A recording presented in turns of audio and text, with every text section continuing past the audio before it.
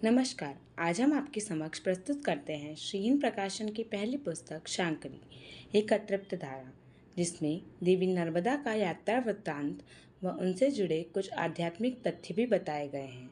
तो आइए जुड़िए इस यात्रा से। अध्याय 4। चल चलाचल। नर्मदा भारत की प्रमुख नदियों में से एक। नदियों के बहाव की मान्य परंपरा को तोड़ने वाली नर्मदा पूरब से पश्चिम की तरफ बहती है। हर काम को उल्टा करने वाली इसकी लंबाई भी 1312 किलोमीटर है। जैसे और नदी होती तो 1213 का सीधा माप रखती, पर नर्मदा को यह सब कहाँ मंजूर। अमरकंटक मध्य प्रदेश के अनूपपुर जिले का पहाड़ी नगर। इसी स्थान से निकलती है देश की सबसे अद्भुत नदी। सतपुड़ा और विंध्याचल के बीच अमरकंटक जिस पर बसा है वह मैकल पर्वत। अमूमन नदियाँ पहाड़ों पर जमने वाली बर्फ के पिघलने से बनती है या किसी बड़े जल संरचना से, किंतु यहाँ भी नर्मदा ने विचित्र स्रोत अपनाया है अपनी उत्पत्ति का। मैकल पर्वत पर शाल वृक्ष बहुतायत में है।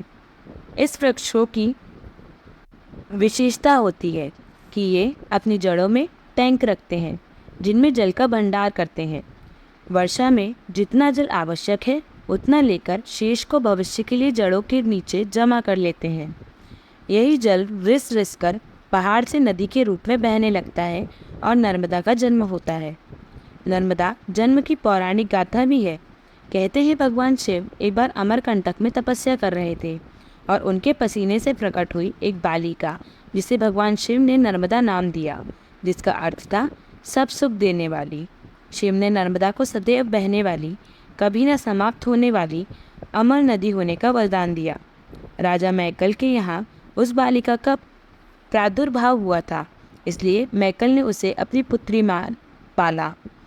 विवाह योग्य होने पर राजा मैकल ने नर्मदा का विवाह राजकुमार सोनभद्र से निश्चित किया। राजकुमार नर्मदा की सहेली जुहिला जब उसका संदेश सोनभद्र के पास ले गई तो सोनभद्र जुहिला पर आसक्त हो गया। जुहिला ने भी अपनी सहेली से छल कर सोनभद्र के सन्मुख स्वयं को समर्पित कर दिया। नर्मदा इस विश्वासघात को सहन नहीं कर पाई और दोनों को त्याग उल्टी दिशा में नदी बन बहने लगी।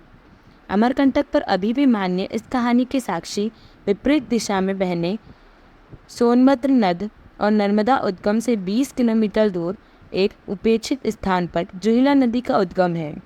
वहाँ अभी भी कहते हैं कि नर्मदा के क्षमा न करने से दोनों आज भी श्रीहीन हैं। आज के युग में पौराणिक गाथा से अधिक वैज्ञानिक कारण को ही तरजीह दी जाएगी, किंतु यह तो हमें मानना ही होगा कि शाल वृक्ष सिर्फ अमरकंटक पर ही नहीं, देश में अनेक ऐसे स्थान हैं जहाँ शाल की प्रचुरता है। पर और कहाँ कहाँ ऐसी नदियाँ निकली। पहाड़ से चारों दिशाओं में शाल की जड़ों से निकलने वाला जल कैसे एक नदी में परिवर्तित हो सकता है। कहीं ऐसा तो नहीं कि दैवीय कारण भी अपने पीछे एक वैज्ञानिक परिभाषा रखते हैं जो हम जैसे विशेष बुद्धि वाले मनुष्यों को संतुष्ट कर सके। अमरकंटक मध्य प्रदेश के पूर्वी सिरे पर स्थित है और वहाँ से निकलकर पश्चिम की ओर बहते हुए वह मध्य प्रदेश को पूरा 2 हिस्सों में फाड़ देती है। मध्य प्रदेश की जीवन रेखा नर्मदा को नक्शे में देखा जाए तो हृदय जैसा दिखता है। पूरे प्रदेश की यात्रा कर नर्मदा गुजरात में प्रवेश करती है और खंभात की खाड़ी में समुद्र में मिल जाती है। नर्मदा के साथ जितना धर्म है उतना ही दर्शन भी है।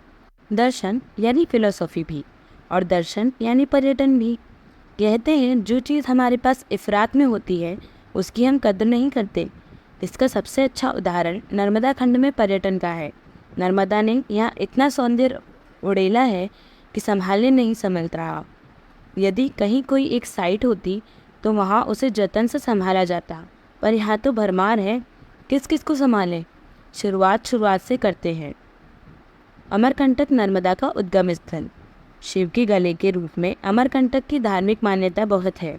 सतपुड़ा और विंध्याचल के संधि स्थल मैकल पर्वत पर स्थित अमरकंटक को यदि सिर्फ पर्यटन के हिसाब से ही देखें तो देश के किसी भी सुंदर हिल स्टेशन से इसकी बखूबी तुलना की जा सकती है। अमरकंटक की चढ़ाई ही मन को मोह लेती है।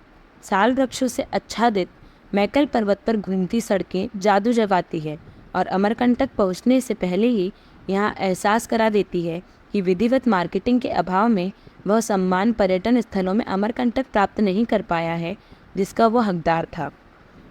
ऊपर पहुंचते ही हम पाते हैं कि अमरकंटक एक अच्छा खासा कस्बा है।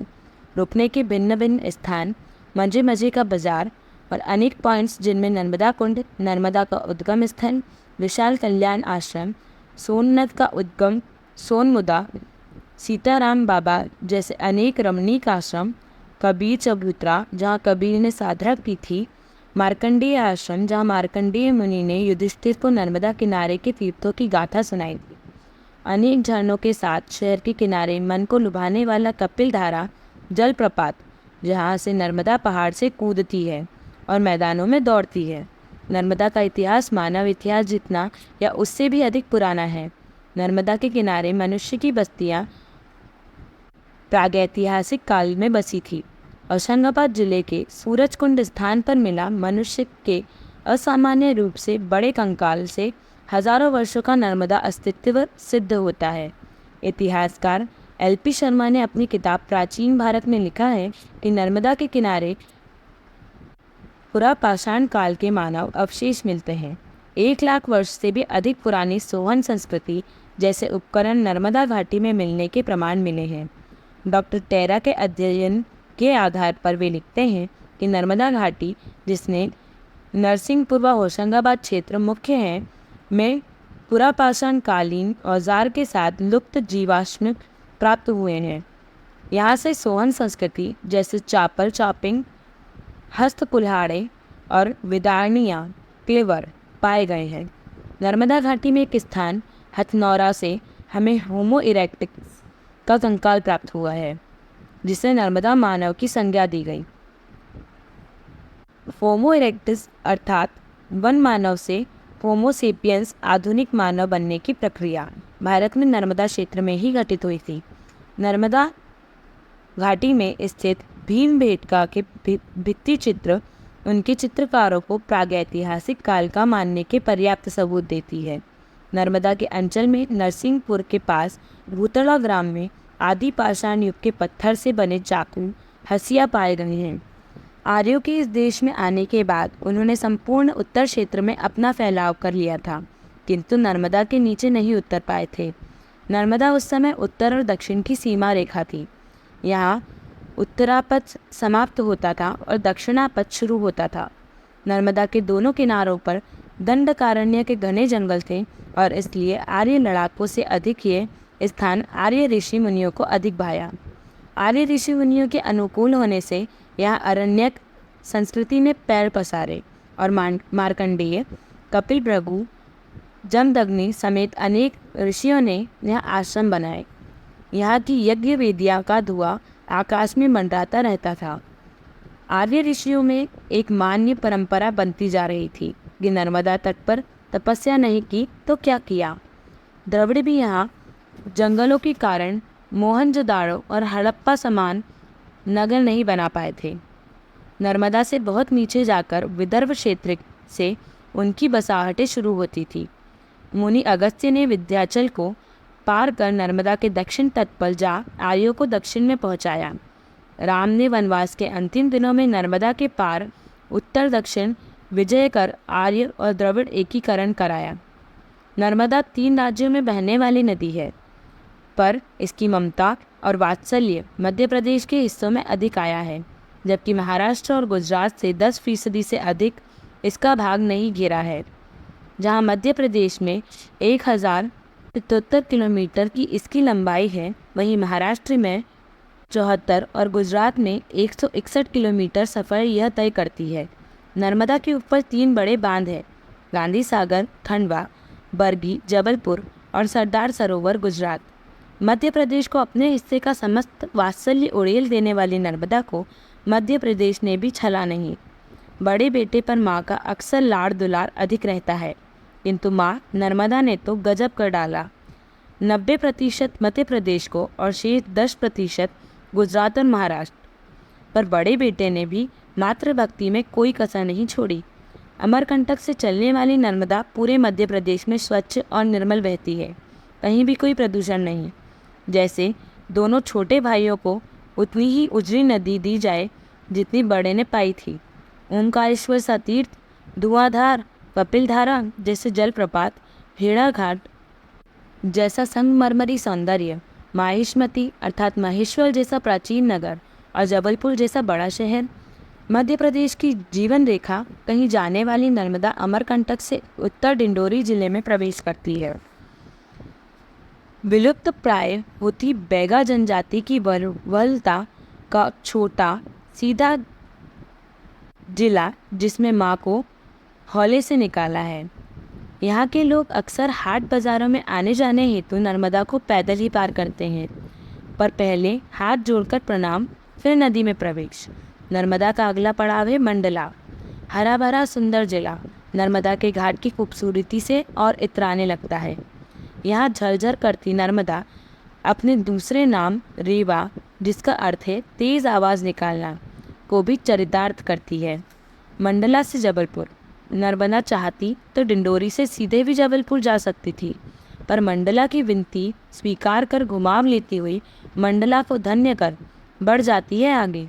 जबलपुर नर्मदा के किनारे बसा एक मात्र बड़ा शहर है। इसे संस्कारधानी भी कहते हैं। मुझे छिंदवाड़ा पदस्थापना के दौरान अनेक बार जबलपुर जाने का अवसर मिला, किंतु मैं उस समय यह जान नहीं पाया कि इसे संस्कारधानी क्यों कहते हैं। पर आज समझ आया जब देखते हैं कि कैसे जबलपुर ने बड़े शहर की हर बुराई को नर्मदा से दूर रखा है और उसे वैसी ही स्वच्छ सुंदर निकलने दिया जैसी वह है। जबलपुर ने नर्मदा के साथ वही नहीं किया जो गंगा के साथ कानपुर ने किया, जो यमुना के साथ आगरा ने किया, और इसलिए है वह संस्कारधानी। बड़े शहर कैसे नदियों को प्रदूषित कर रहे हैं, यह नर्मदा ने सुना तो ज़रूर होगा, तभी तो सहमी सहमी जबलपुर से निकली, लेकिन निकलते ही कैसी प्रसन्नता और उछंखलता है कि पूरी खुशी और गर्जना से गिरती है और धुआंधार जैसी जलप्रपात बनाती है। भेड़ाघाट धुआंधार के पास ही तेवा नाम का ग्राम है, जिसे कहते हैं त्रिपुर का अपभ्रंश है। मान्यता है कि भगवान शिव यही त्रिपुर का अंत कर त्रिपुरारी बने थे। कहा तो यह तक जाता है कि भेड़ाघाट की संगमरमरी चट्टानें जिनके बीच से नर्मदा बहती है, पारस पत्थर की संभावना रखती हैं। अनेक लोगों ने यहाँ तक कि किसी अंग्रेज़ बड़े अफसर ने भी पारस पत्थर को यहाँ ढूंढने के फेरे में अपनी जान गंवा दी थी, पर कुछ विदेशी लेखकों तक ने अपने विवरण में यहाँ पारस पत्थर होने की बात कही है और यह रहस्य आज तक बरकरार है। चलिए हमारी इस यात्रा को फिलहाल यहीं विराम देते हुए, जहाँ इन शब्दों को रोका था, आने वाले एपिसोड में वहीं से प्रारंभ करेंगे और देवी नर्मदा से आपको परिचित कराएंगे। तो जुड़े रहिए हमारे साथ। नर्मदे हर।